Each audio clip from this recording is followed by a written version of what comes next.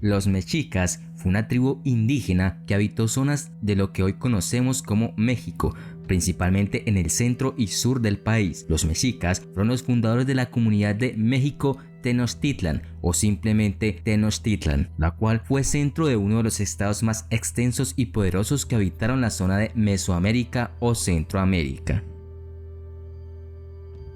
La organización política de los mexicas no fue estrictamente centralizada, pero la alianza de las tres ciudades más importantes de la región, controlada por ellos, Texcoco, Tlacopan y Tenochtitlan, logró que fuera un pueblo fuerte. Además, con el paso del tiempo, llegaron a existir una mezcla de culturas, costumbres e idiomas que se mantenían unidas gracias a la parte religiosa y el poder militar de los mexicas.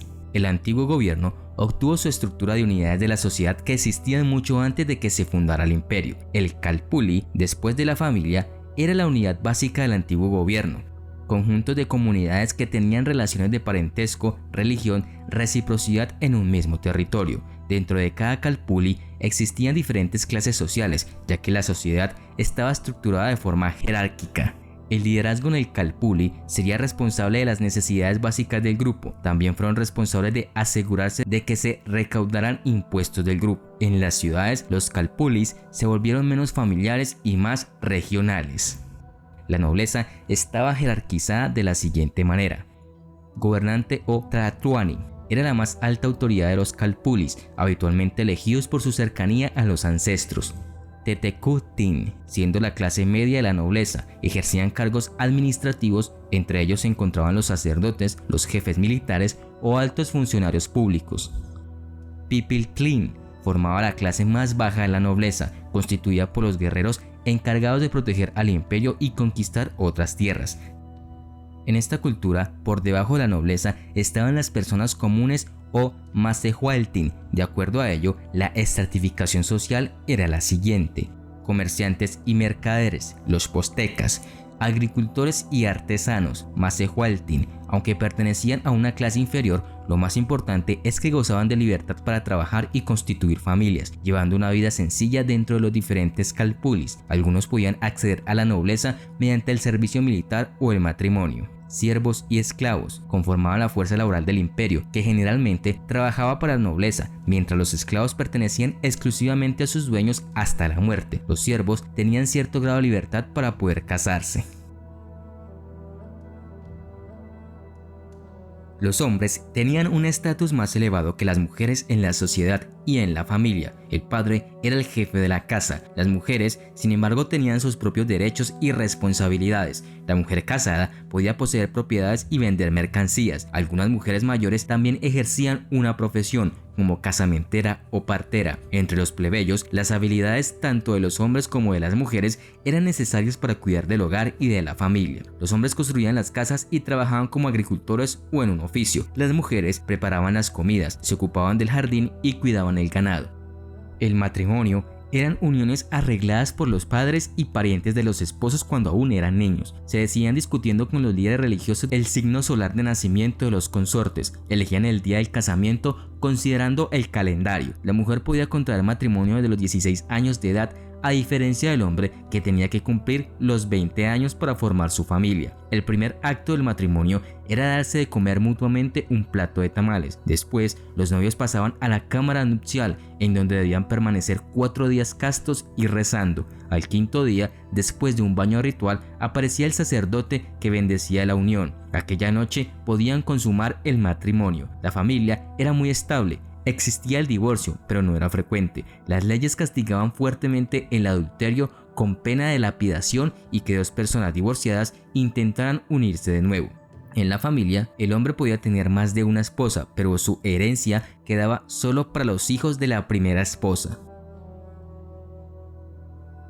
Los mexicas, por miles, barrían las calles de sus ciudades cada día. En cada vecindario fueron construidos baños públicos, trataban sus desechos cada día. Los residuos fecales eran transportados en canoas para ser aplicados como fertilizantes, mientras en ese tiempo Londres seguía tomando agua contaminada del río Támesis.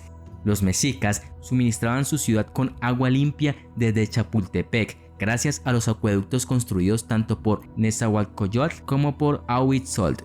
Los mexicas usaban la hierba del Copaltocol, llamada como árbol del jabón por los españoles, las cuales usaban como jabón para bañarse. Además de que los mexicas se bañaban casi diariamente en lagos o ríos, también se bañaban casi a diario en los temazcales, que además eran altamente beneficiosos para la salud, limpiando el organismo de toxinas. Desde niños se les educaba en la importancia del aseo personal, incluidos los dientes y la ropa. La educación era obligatoria para todos, independientemente de su género o clase. Al final, las personas en la sociedad generalmente estaban bien educadas, aunque los niños recibieron una educación más amplia que las niñas. A las niñas se les enseñó cómo administrar un hogar, cocinar y cuidar a una familia. Aunque los niños comenzaron con una educación similar, finalmente se dividió en dos ramas principales. Era la escuela para los hijos de los nobles. En esta escuela se les entrenaba para ser sacerdotes, guerreros de la élite, jueces, senadores, maestros o gobernantes, educándolos en historia, astronomía y otras ciencias, como la medición del tiempo, música y filosofía, religión, hábitos de limpieza, cuestiones de economía y gobierno, y sobre todo disciplina y valores morales. El Telpochcalí estaba destinado a educar a los muchachos de clase media o más iguales. Se inculcaba a los jóvenes principios. La religión también contribuía a formar a los jóvenes para la guerra, instruyéndoles la creencia de que los guerreros muertos en combate alcanzaban el privilegio de acompañar todos los días al sol en su recorrido triunfal. Y después solían memorizar los cantares con los hechos relevantes de sus mayores y las alabanzas de sus dioses, además de aprender y ejercitarse en el manejo de las armas como el atlatl y el macuahuil, la espada de madera con filos de obsidiana. Los mexicas desarrollaron un notable sistema de agricultura. Cultivaban de manera intensiva en toda la tierra disponible, crearon un sistema de irrigación y de recuperación de pantanos y lograron una alta productividad. Los mexicas usaban canoas para desplazarse entre los canales, construyeron un gran dique con extensión de 15 kilómetros para protegerse de las inundaciones. Las chinampas eran huertos, una especie de islas flotantes rectangulares elaboradas con cañas, barro, troncos, ramas y material biodegradable sujetas al fondo del lago con palos y raíces de sauces que ellos mismos plantaban. Sirvieron para ganarle espacio al lago, logrando importantes rendimientos en sus cultivos sin agotar el recurso natural del suelo.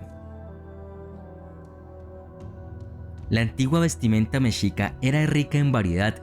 Como veremos, variaba según la clase social a la que pertenecían. La ropa generalmente era holgada y no cubría completamente el cuerpo, y generalmente para la nobleza estaba hecha de algodón. Al igual, se destacaban por ser combinadas con vistosas joyas de oro o piedras preciosas, tocados hechos con plumas de quetzal, pieles, collares, brazaletes, narigueras, aretes y sandalias. La vestimenta de la gente común y los esclavos cubría muy poco de sus cuerpos. La ropa era de maguey en lugar del algodón. Los esclavos solo usarían un taparrabos simple. El taparrabos, también usado por la gente común, estaba hecho de una larga tira de tela atada en el frente. Si el hombre tenía una posición social un poco más alta, podría estar bordado o tener flecos en los dos extremos. Las mujeres usarían faldas llamadas hueil, que estaba asegurada por una banda o siua, y una blusa sin mangas o una camisa de manga corta, con algo de decoración a medida que la clase social era más alta. Los militares tenían sus propios trajes basados en el grupo militar al que pertenecían, el águila o el jaguar, por ejemplo.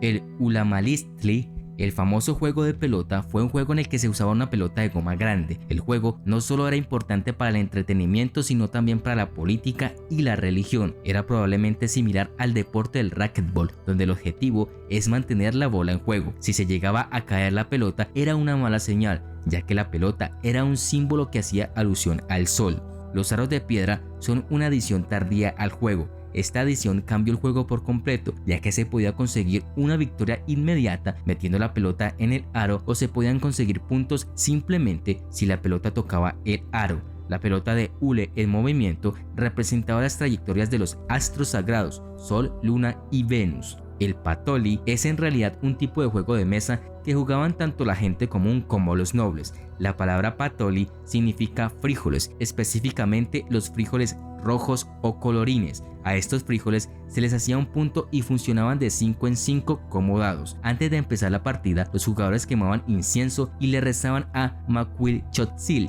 dios de la música, danza y juegos de azar, y apostaban mantas, plantas de maguey, piedras preciosas y hasta su libertad. La comida era una rica combinación de muchos alimentos que damos por sentado hoy. Gran parte de esta rica dieta no solo sigue siendo común en México hoy en día, sino que se ha extendido por todo el mundo. El maíz era el grano básico del imperio. El maíz se ha domesticado durante miles de años y es probable que se haya utilizado por primera vez en México, extendiéndose al resto del mundo desde allí. La comida también incluía frijoles y calabaza. Para agregar a estos tres, los mexicas comieron chiles, tomates, limas, anacardos, papas, maní y el grano de cacao era muy apreciado, usándose para hacer una bebida espesa de chocolate. Los mexicas domesticaban abejas para obtener miel y pavos para carne y huevos. También cazaban y pescaban y utilizaban animales como conejos, iguanas, incluso se cosecharon insectos como saltamontes y gusanos.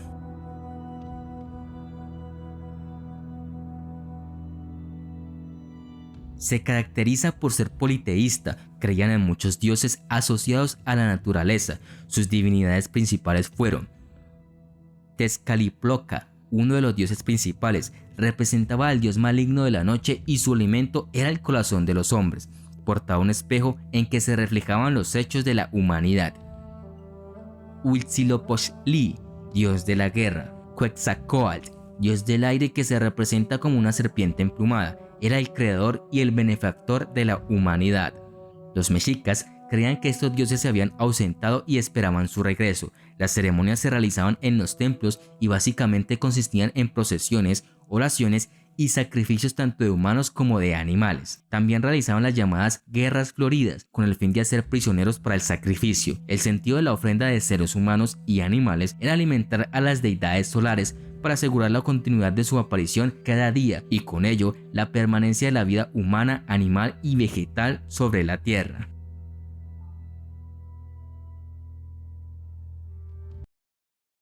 El 13 de agosto de 1521, después de más de 2 meses de lucha, el conquistador español Hernán Cortés logró provocar la caída de Tenochtitlan, la capital del imperio mexica, y en consecuencia puso fin a su civilización. A raíz de esto, los españoles comenzaron a consolidar el control sobre lo que se convirtió en el Virreinato de Nueva España. En abril de 1519, Hernán Cortés, anteriormente magistrado jefe de Santiago de Cuba, desembarcó en la costa de México en un punto que llamó Veracruz, con aproximadamente 450 soldados. Cortés fue patrocinado por el gobernador de Cuba, Diego de Velázquez. Velázquez designó a Cortés para que dirigiera una expedición a México después de que los informes de algunos viajes anteriores a Yucatán captaran el interés de los españoles en Cuba. Pronto entró en contacto con varias tribus que estaban resentidas con el dominio mexica. Cortés se enfrentó a algunos de estos nativos, derrotándolos y ganándose su lealtad. Moctezuma, enterado ya de la situación, decidió enviar a un grupo de nobles a encontrarse con Cortés. Estos emisarios llevaron joyas de oro como regalo, lo que agradó mucho a los españoles. Cortés continuó su marcha hacia Tenochtitlan. Antes de entrar en la ciudad el 8 de noviembre de 1519, Cortés y sus tropas se prepararon para la batalla. 4 jinetes encabezaban la procesión. Detrás de estos jinetes había 5 contingentes más. El ejército de Cortés fue recibido amistosamente por Moctezuma y los alojó en su palacio. 6 días después, Cortés reunió en consejo a los capitanes Pedro de Alvarado, Gonzalo de Sandoval, Velázquez de León y Diego de Ordaz, así como a 12 soldados de confianza, entre ellos Bernal Díaz, y comentaron la situación comprometida en que se encontraban. Entonces, para protegerse, decidieron apresar a Moctezuma, quien fue rápidamente llevado cautivo sin resistencia. Otros señores también fueron detenidos por los españoles.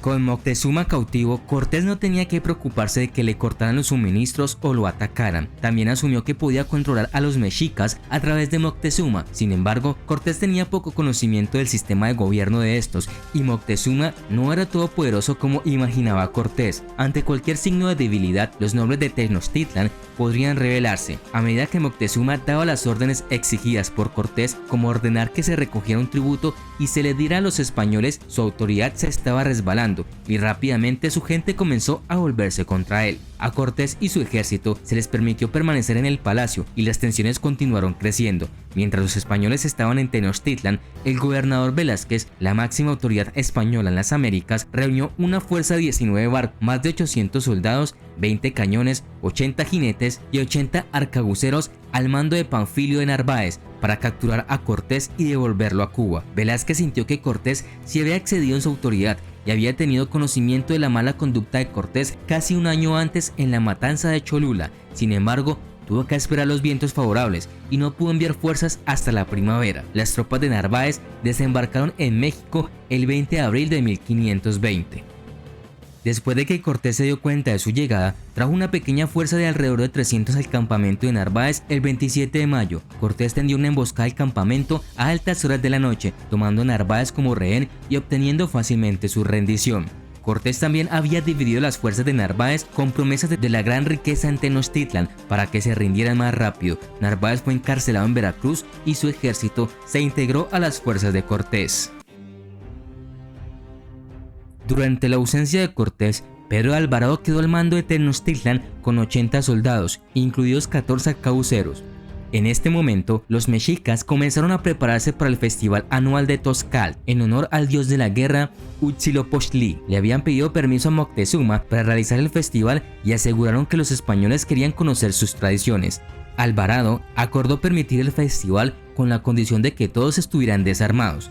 Pero parece que Alvarado temía por la seguridad de las fuerzas españolas y pensó que los mexicas estaban planeando un ataque. Mientras la gente cantaba y bailaba, los españoles salieron listos para la batalla y cerraron todas las vías de escape detrás de ellos y procedieron a ejecutar brutalmente a todos los asistentes que estaban allí reunidos. Los que intentaban escapar fueron abatidos cerca de las salidas. No se sabe cuántos murieron, pero se estima que el patio tenía capacidad para albergar de 8 a 10.000 nobles y guerreros. Esta matanza del Templo Mayor encendió la mecha de la rebelión. Esta comenzaba poco después de que Cortés regresara y tratara de calmar los ánimos. Para ello solicitó a Moctezuma que se dirigiera a su pueblo para tranquilizarlo. En un intento para sofocar el violento tumulto, Moctezuma se asomó a la azotea, instando a sus seguidores a retirarse. La población contempló horrorizada la supuesta complicidad del emperador con los españoles, por lo que comenzaron a arrojarle piedras y flechas que lo hirieron mortalmente, falleciendo poco tiempo después del ataque. Después de los acontecimientos de la fiesta de Tozcatl, los españoles y sus aliados se encontraban cercados en el palacio, con pocos alimentos. Cortés y sus hombres estaban en el centro de la ciudad y probablemente tendrían que luchar para salir sin importar la dirección que tomaran. Cortés decidió tomar la calzada hacia Tlacopan, pues necesitaba la ruta más rápida para salir de la ciudad. En esa noche triste, el 1 de julio de 1520, las fuerzas españolas salieron del palacio primero con sus aliados indígenas, trayendo la mayor cantidad de tesoros posibles. Cortés había esperado pasar desapercibido, amortiguando los cascos de los caballos y llevando tablas de madera para cruzar los canales. Los españoles lograron llegar a la calzada y pudieron pasar por los 3 primeros canales. Finalmente pudieron llegar a Tlaxcala, pero en el camino había perdido a más de 860 soldados. Cortés afirmó que solo se perdieron 150 soldados junto con 2.000 aliados nativos. Francisco López de Gomara, capellán de Cortés, estimaba que habían muerto 450 españoles y 4.000 aliados. Otras fuentes estiman que casi la mitad de los españoles y casi todos los nativos murieron o resultaron heridos. Mientras tanto, Cuitláhuac fue elegido nuevo Tlatoani tras la muerte de Moctezuma, quien desplegó una gran actividad para alistar tropas, buscar alianzas con algunos pueblos y tratar de destruir a los invasores. Su gobierno duró 80 días. La viruela acabó con la vida de Cuitláhuac en noviembre de 1520, a solo unas semanas de lograr vencer a los españoles, y ya había reunido un ejército de 3 divisiones, miles de veces más numerosos que las fuerzas de Cortés e incluso más que las fuerzas españolas totales instaladas en Cuba. Tras la muerte de Cuitláhuac, Cuauhtémoc fue elegido Tlatoani el 2 de febrero de 1521. También Cortés tuvo que reconstruir sus alianzas después de su fuga de Tenochtitlan antes de que pudiera volver a intentar tomar la ciudad. Empezó por los Tlaxcaltecas, que eran un estado autónomo y un enemigo feroz de los mexicas, entre otras tribus que habían sido previamente subyugadas por los mexicas. El plan de Cortés para su asedio era atrapar a los mexicas dentro de su capital. Cortés pretendía hacer eso aumentando su movilidad en el lago, anteriormente una de sus principales debilidades. Ordenó la construcción de 13 bergatines a su maestro armador Martín López y envió a Veracruz a buscar los barcos que había hundido anteriormente y cualquier otro aprovisionamiento que hubiera llegado. En mayo de 1521, Cortés y su ejército de coalición llegaron a las afueras de la capital mexica y sitiaron la ciudad. Las fuerzas al mando de Alvarado marcharon primero hacia Chapultepec. Allí había manantiales que abastecían gran parte del agua de la ciudad por acueducto. Los dos generales luego trataron de llevar sus fuerzas sobre la calzada en Tlacopan. Las fuerzas mexicas lograron derrotar a los españoles y detener la marcha hacia la capital en un brillante aunque sangriento y largo ataque terrestre y naval. Cortés decidió hacer una abertura en la calzada para que sus bergatines también pudieran usarse en ambos lados. Con sus bergatines, Cortés también podría enviar fuerzas y suministros a áreas que antes no podía, lo que arruinó el plan de Cuauhtémoc. A medida que los españoles emplearon estrategias más exitosas, su dominio sobre Tenochtitlan creció y la hambruna comenzó a afectar a los mexicas. Estos quedaron aislados del continente debido a las calzadas ocupadas. Además, Cortés mantuvo un bloqueo con la ayuda de las canoas de sus aliados indígenas. Cortés también tuvo la ventaja de librar una batalla mayoritariamente defensiva. Aunque Cuauhtémoc organizó un ataque a gran escala contra las fuerzas de Alvarado en Taclopan, las fuerzas mexicas fueron rechazadas. Cuando Cortés logró victoria tras victoria, más estados tributarios se unieron a su lado. Incluso los estados más pequeños fueron útiles para contribuir con alimentos, trabajadores y suministros. Esto solo empeoró la posición de los mexicas. Durante el asedio, los mexicas contaron con poca ayuda fuera de Tenochtitlan. Cuando las fuerzas españolas llegaron a la ciudad, prácticamente todos los tejados eran un bastión enemigo. Una vez más, los mexicas adoptaron nuevas tácticas y ahora atacaron a los españoles desde sus edificios. Esto detuvo a los españoles por un tiempo, pero no pudo dictar su avance por la ciudad. A principios de agosto, la mayor parte de la población de la ciudad se había retirado a Tlatelolco. Cortés envió emisarios desde una ciudad mexica conquistada para invitar a los tlatelolcas a unirse a su lado y entregar a los refugiados, pero los tlatelolcas permanecieron leales a los mexicas. Los mexicas enfrentaron otro gran obstáculo cuando el pueblo de Texcoco, que todavía era leal a los mexicas, cayó en manos de los españoles. Durante 4 días, los 3 ejércitos de Alvarado, Orit y Sandoval empujaron hacia el mercado de Tlatelolco. Finalmente obtuvieron el control de gran parte de la ciudad. Cortés declaró la ciudad suya el 13 de agosto de 1521. Cuauhtémoc intentó escapar con algunos de sus leales consejeros y nobles, pero fueron descubiertos y capturados, y posteriormente Cuauhtémoc fue ahorcado. Durante los siguientes 3 años, los conquistadores trajeron a toda Mesoamérica bajo el dominio español y establecieron el virreinato de Nueva España. La viruela siguió devastando a la población indígena y paralizando su capacidad para resistir a los españoles.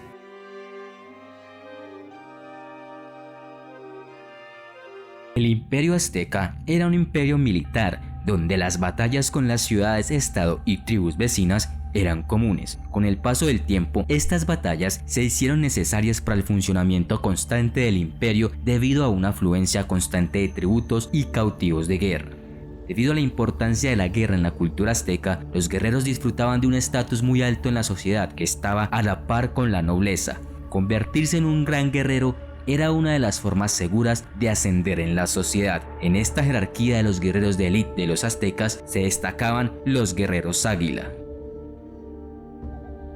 Los guerreros águila, junto con los guerreros jaguar, formaron las 2 órdenes de élite de los mejores guerreros entre los aztecas. Ambas órdenes militares estaban reservadas para los soldados más valientes de noble cuna, quienes tomaban la mayor cantidad de prisioneros en batalla. Sin embargo, a veces las personas comunes que mostraban agilidad y talento excepcionales en el campo de batalla también eran admitidas en la orden. Los aztecas consideraban que el águila era el símbolo del sol y por lo tanto los guerreros águila eran los soldados del sol. La importancia de los guerreros águila creció constantemente a medida que el imperio se expandía y la mayoría de sus vidas se gastaban en el frente de batalla. Los niños aztecas eran identificados por primera vez como guerreros con un ritual de nacimiento. El ritual involucraba un escudo y una flecha. El escudo se colocaba en la mano izquierda del niño, mientras que la flecha se colocaba en su mano derecha. Esto estaba destinado a simbolizar la vida del niño como un guerrero para su pueblo. Además, el ritual de nacimiento destacó la importancia de los guerreros para la sociedad azteca. El entrenamiento militar básico era parte de la educación de todos los estudiantes aztecas. Hasta los 14 años, la educación generalmente era supervisada por los padres y las autoridades de Calpulli. Los niños de las clases bajas asistían a las escuelas llamadas Telpochcalí, mientras que los muchachos de la nobleza asistían a escuelas llamadas Camelcac. Las escuelas Telpochcalí se enfocaron en preparar a los niños para la guerra y enseñarles a usar diferentes armas, mientras que las escuelas Camelcac prepararon a los niños nobles para ser líderes en el ejército, entre otras cosas. A la edad de 15 años, los muchachos comenzaban a entrenar con armas y solían acompañar a los guerreros más experimentados a la batalla, pero no participaban en la lucha. Se esperaba que los nuevos miembros de la orden fueran valientes y nobles y lucharan con coraje. Los reclutas que pertenecían a la nobleza también fueron educados en otras disciplinas como la religión, la historia y la política. En cualquier caso, una de las primeras tareas asignadas a los alumnos adolescentes se centró en el trabajo en equipo y como tal implicó invertir su tiempo en reparar y limpiar obras públicas como canales y acueductos. Esta noción de interdependencia social se impartió desde una edad muy temprana en la mayoría de los niños aztecas, lo que en muchos aspectos reforzó su sentido de fraternidad durante las campañas militares reales. Las tareas domésticas fueron acompañadas por simulacros grupales que probaron su fortaleza física y los maestros a menudo recurrían a la intimidación y el abuso directo para sacar lo mejor de sus alumnos. Contrariamente a las ideas populares, la disciplina fue uno de los pilares del ejército azteca, tanto que la embriaguez durante el entrenamiento podría incluso resultar en la pena de muerte. Además, fue durante este tiempo que los niños generalmente buscaban la guía de un guerrero experimentado para actuar como mentor. Finalmente, cuando los niños tenían aproximadamente 20 años, se unían a las filas militares y se convertían en guerreros aztecas. Para establecerse como un guerrero y alcanzar el estatus de adulto, el joven recluta tenía que capturar a su primer prisionero. La captura de prisioneros implicaba una mejora en la jerarquía militar, y después de capturar a 20 prisioneros de guerra para el sacrificio, un guerrero era elegible para convertirse en un guerrero águila. La mayoría de los estudiantes elegidos para la orden provenían de la nobleza, pero algunos de los plebeyos con talento excepcional también tuvieron la oportunidad de convertirse en guerreros águila. Después de ser elegidos, su entrenamiento militar se volvía más riguroso bajo la supervisión de guerreros mayores y experimentados. Los guerreros águila aztecas usaron una variedad de armas diferentes. Sus armas incluían arcos, lanzas, dagas y un lanzador llamado atlat. Una de las armas más importantes a disposición de los guerreros águila fue la espada azteca. Esta cuchilla se hizo colocando obsidiana con madera y su piedra a menudo era más afilada que el acero, aunque perdería su filo muy pronto. También usaron hondas hechas de lana para arrojar piedras de fuego al enemigo. Una gran cantidad de armas aztecas fueron diseñadas para aturdir a los oponentes en lugar de matarlos, para que pudieran ser tomados como cautivos. Las tácticas de los guerreros águila se basaban en una incursión ágil y rápida de manera estratégica a los campamentos enemigos. De esta forma, iban en grupos pequeños y separados, ya que su principal función era la de ser espías y mensajeros.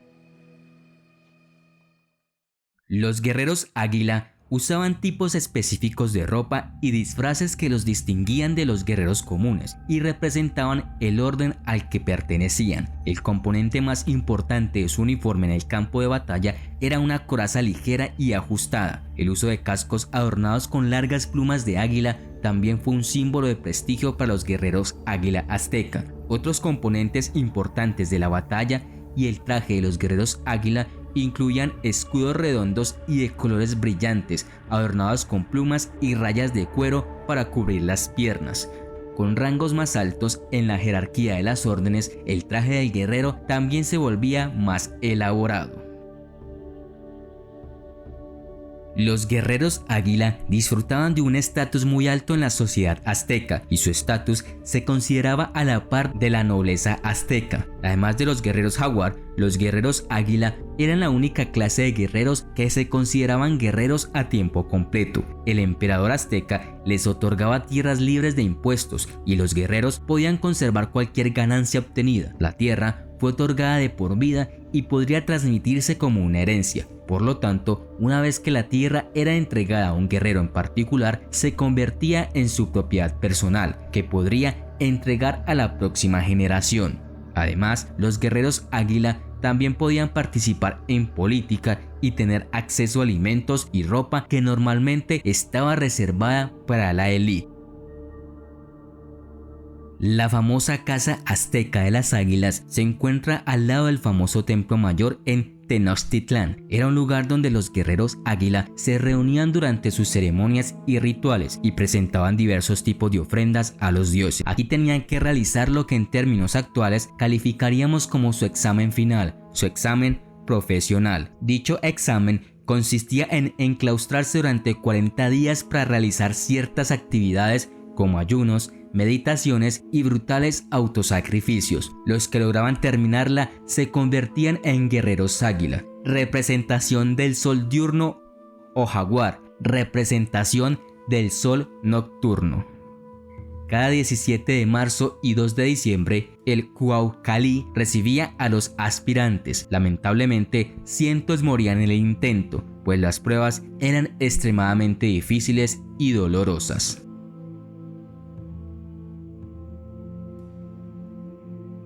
La Casa de las Águilas azteca era un gran complejo que consistía en amplias plataformas con columnas, además de salas de reuniones y patios. La Casa de las Águilas se construyó en 1430 después de Cristo, después de que se estableciera el Imperio Azteca. Se amplió aún más en 1470 durante el reinado del emperador Axayocatl. Finalmente se renovó nuevamente en 1500 con la conquista de Tenochtitlán por los conquistadores españoles. La Casa de las Águilas azteca fue destruida en 1521. La vida de un guerrero era a menudo corta. No sabemos cuán corta, aunque sabemos que la esperanza de vida en el imperio era de alrededor de 37 años. Cuando se corría la voz de que se acercaba una guerra, el hombre tenía que prepararse para dejar a su familia y unirse a las filas. Podía unirse a un pequeño grupo o a un ejército de varios miles. Debían llevar sus provisiones y armas, marcharían entre 19 y 32 kilómetros al día y a veces el área del conflicto estaría bastante lejos.